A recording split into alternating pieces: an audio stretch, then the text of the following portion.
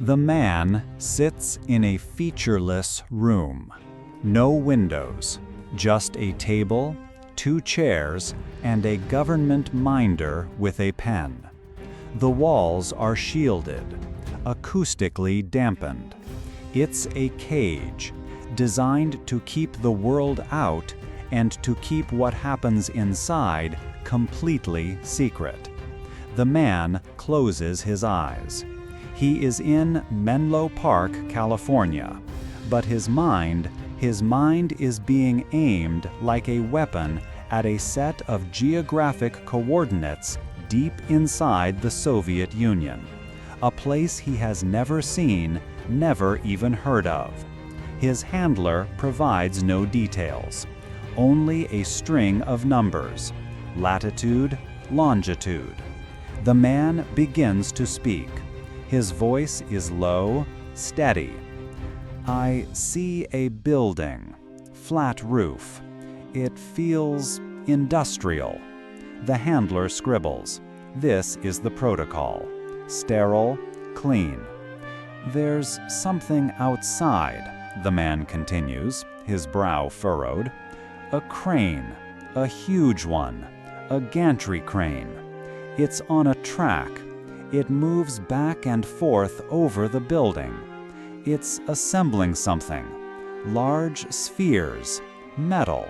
In the sterile quiet of a California research lab, an American psychic was, at that very moment, witnessing the birth of a Soviet nuclear weapon. The CIA had been blind, and they were about to get a report, not from a billion-dollar satellite, but from a man sitting in a chair thousands of miles away. The question wasn't just if he was right. The question that terrified Langley was, how? The story of the United States government's psychic spy program doesn't begin in the halls of Langley. It begins in the mind of a laser physicist, a brilliant, respected scientist at the prestigious Stanford Research Institute, or SRI. His name was Dr. Hal Puthoff. By the early 1970s, Puthoff was a man at a crossroads.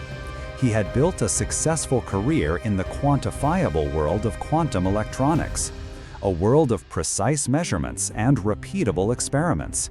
But privately, he harbored a deep, almost heretical curiosity for the unquantifiable, for the mysteries of human consciousness. He'd read the reports trickling out of the Soviet Union, whispers of KGB research into parapsychology, telepathy, the ability to influence people and electronics from a distance. To most of his colleagues, it was pseudoscience, the stuff of tabloids. But to the intelligence community, locked in the desperate, paranoid logic of the Cold War, it represented something else, a potential psychic gap. If the Soviets weaponized the mind first, how could America possibly defend itself against an enemy you couldn't see, hear, or detect? The thought was absurd, but in the Cold War, absurdity was a daily currency. Puthoff decided to risk his reputation. He wanted to apply the rigor of his own field to this fringe world, to see if there was any fire beneath all the smoke. All he needed was a subject. And then Ingo Swann called him. Swann was everything Puthoff was not. He was not a quiet, methodical scientist. He was a New York artist, flamboyant, temperamental, supremely confident, and a self-proclaimed psychic of formidable power. He'd made a name for himself in the small, insular world of consciousness research. But Swann was tired of flimsy experiments and true believers. Like Puthoff, he sought legitimacy. He wanted to prove, under the strictest scientific protocols, that what he could do was real. He was articulate, demanding. He spoke of his abilities not as a magical gift, but as an undeveloped human sense, one he believed he could control, and more importantly, one he believed he could teach. Puthoff invited Swann to SRI for a week of experiments in 1972. It was a cautious, arm's-length arrangement, a low-budget pilot study funded by a small grant. But watching from the shadows, with a keen and silent interest, were two agents from the CIA's Directorate of Science and Technology. They'd heard about Puthoff's proposal, and while their bosses in Langley remained deeply skeptical, they were willing to listen. Just in case. The experiment that changed everything was deceptively simple. Deep in the physics department at Stanford was a highly sensitive piece of equipment, a quark detector magnetometer. It was a complex device, shielded by layers of metal, including a mu metal shield that blocked all magnetic fields. It was, for all intents and purposes, a black box. Its inner workings were invisible, impenetrable. Puthoff, intrigued and skeptical, led Swann to the lab. He explained nothing about the device. He simply asked the artist a question: "Can you see what's inside?" Swann closed his eyes. For several minutes, he sat in silence. Then he picked up a pen and sketched a diagram. He described magnets, shielding, and a specific internal configuration. Puthoff felt a cold chill run down his spine. The drawing was perfect. It was a schematic of the magnetometer's core, information Swann could not have possibly known. As a final, theatrical flourish, Swann claimed he had used his abilities to disrupt the magnetic field inside. The magnetometer, a chart recorder attached to its output, had been printing a steady, stable line for hours. But when Puthoff checked the printout, he found it, right at the moment Swann claimed to have entered the device. The steady line had convulsed. It had produced a strange sine wave for nearly a minute before returning to normal. An anomaly, an impossibility.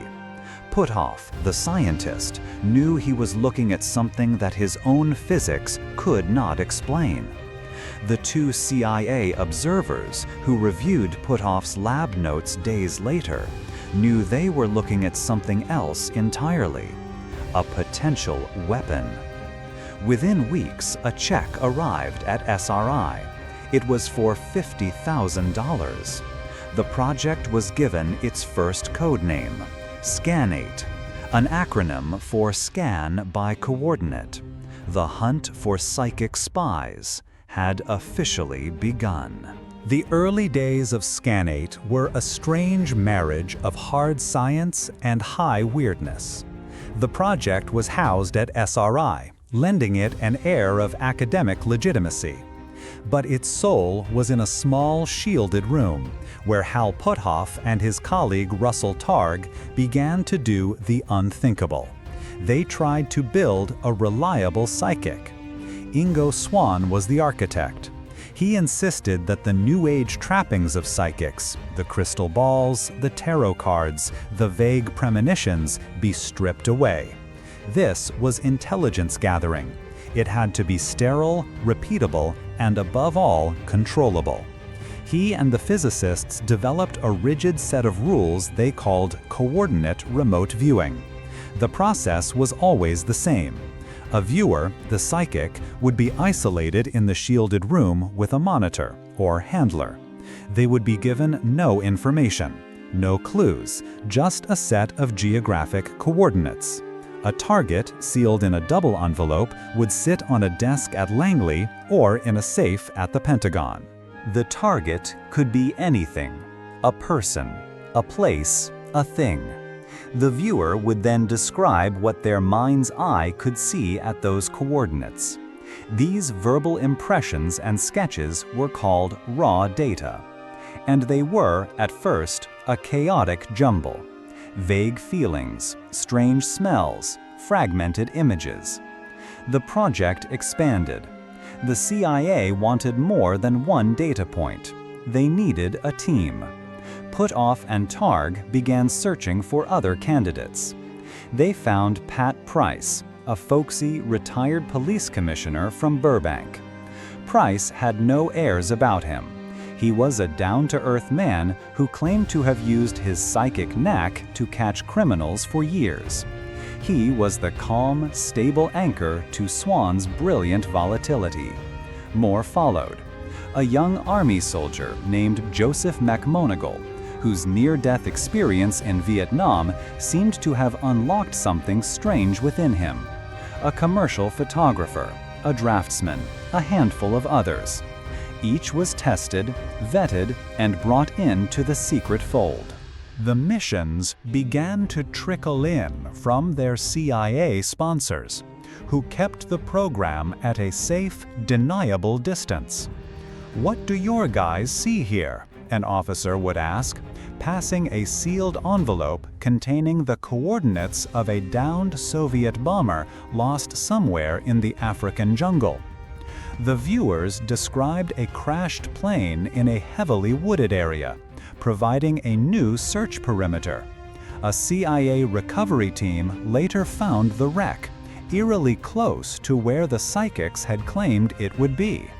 Another mission: locate General Alfredo Caron, an American officer kidnapped by Red Brigade terrorists in Italy. The viewers provided detailed sketches of the building he was being held in, but the information came too late. By the time it was verified, the terrorists had moved him.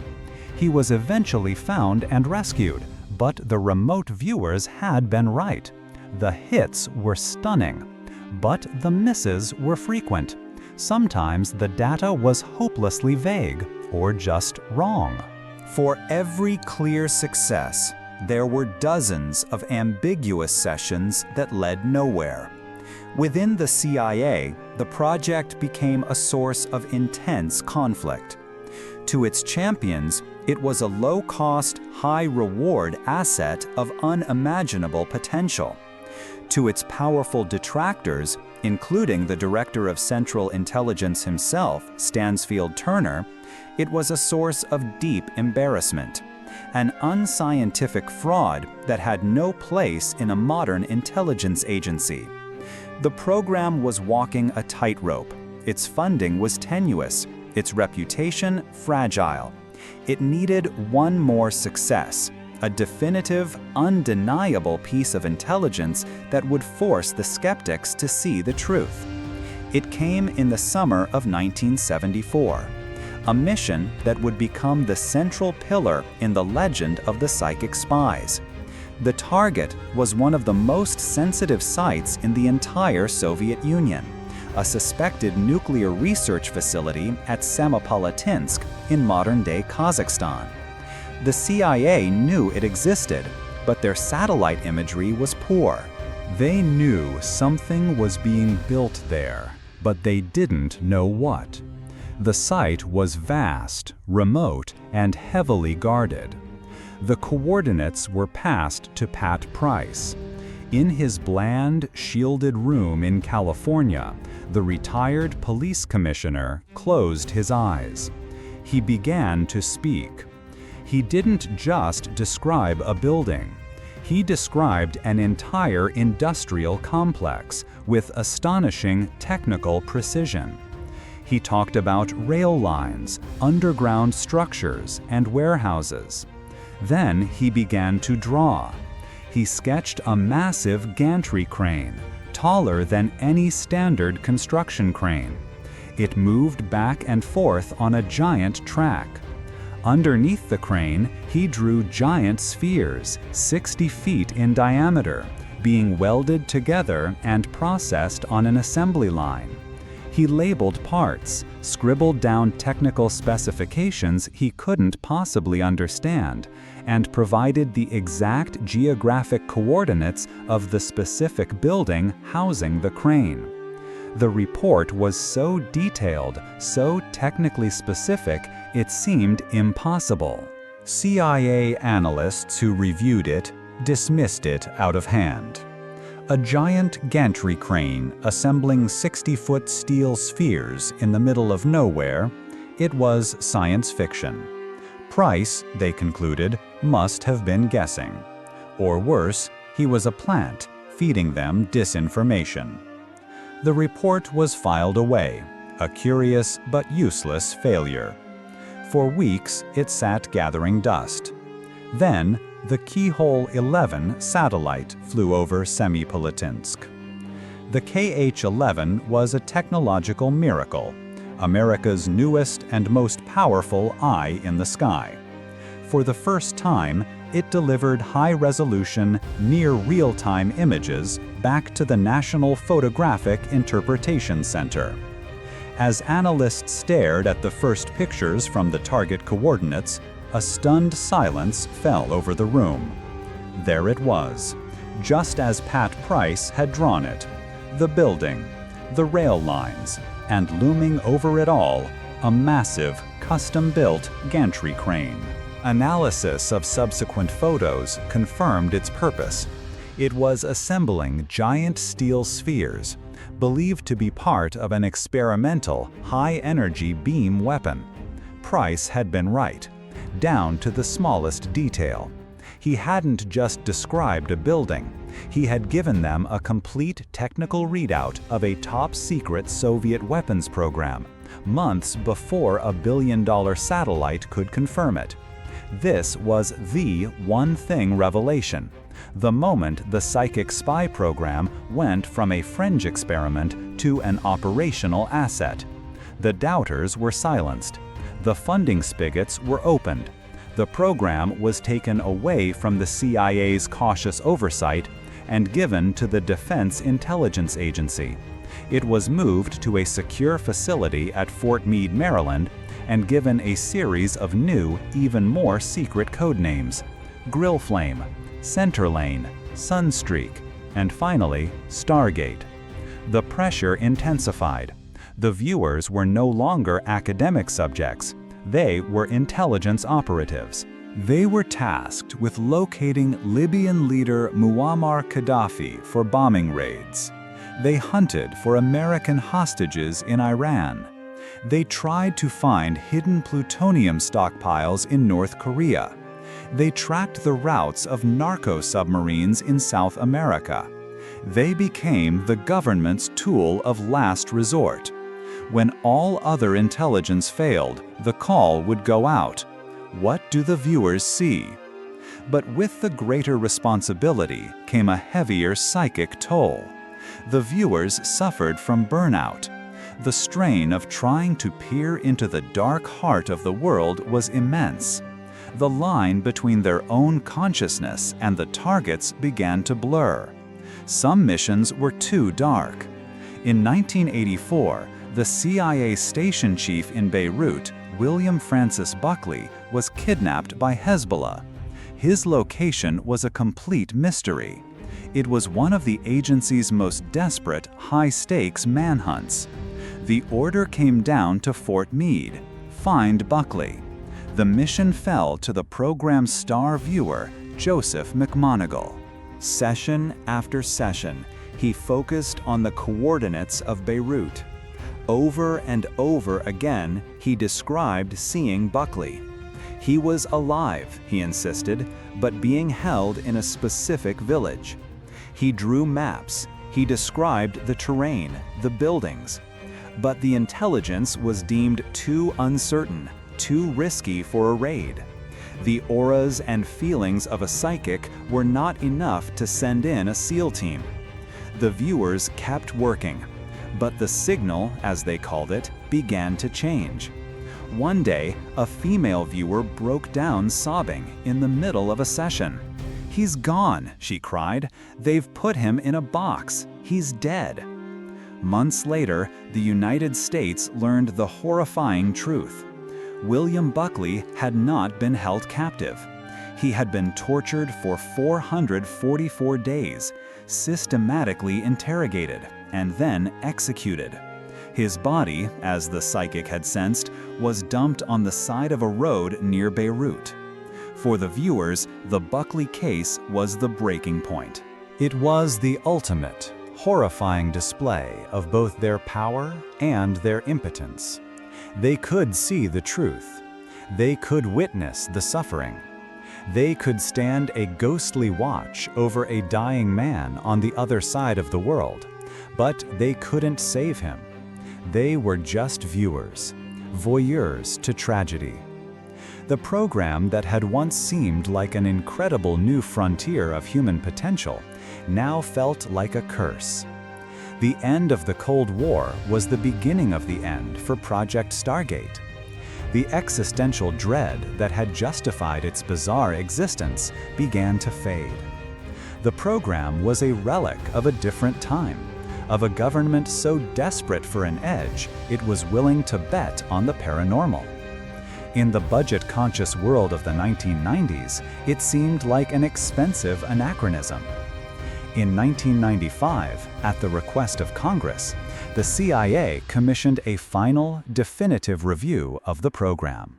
They hired the American Institutes for Research, specifically 2 outside statisticians, to pick through the 20 years of classified files. Their report was the final nail in the coffin. The conclusion was a masterpiece of damning with faint praise. It stated with clinical precision that while the experiments showed a statistically significant effect, meaning the results were not the product of mere chance, the phenomenon was too unreliable, too vague, and too inconsistent to be used for actionable intelligence. A psychic might correctly draw a crane at a Soviet weapons facility, but he might also misinterpret it as a Ferris wheel. A viewer might feel the presence of a hostage, but be unable to provide a house number. It wasn't fraud, the report concluded. It was just useless. The director of the CIA, John Dutch, officially terminated Project Stargate on June 30, 1995. The next day, the story hit the press. For the first time, the world learned of the government's 20-year hunt for psychic spies. Most reporting treated it as a joke, a tale of Cold War excess and government waste. The central figures scattered. Hal Puthoff left SRI and founded his own privately funded research institute to continue studying consciousness and zero-point energy, far from government oversight. Ingo Swann, the brilliant, irascible artist who started it all, returned to his life of art and writing. He spent the rest of his years fiercely defending the program, arguing that the government had never truly understood the weapon they had tried and failed to wield. The other viewers, McMoneagle, Price, and the handful of others, faded back into civilian life, publishing books, giving lectures, forever marked as the men and women who had worked as America's secret psychic spies. The legacy of Project Stargate is a haunted one.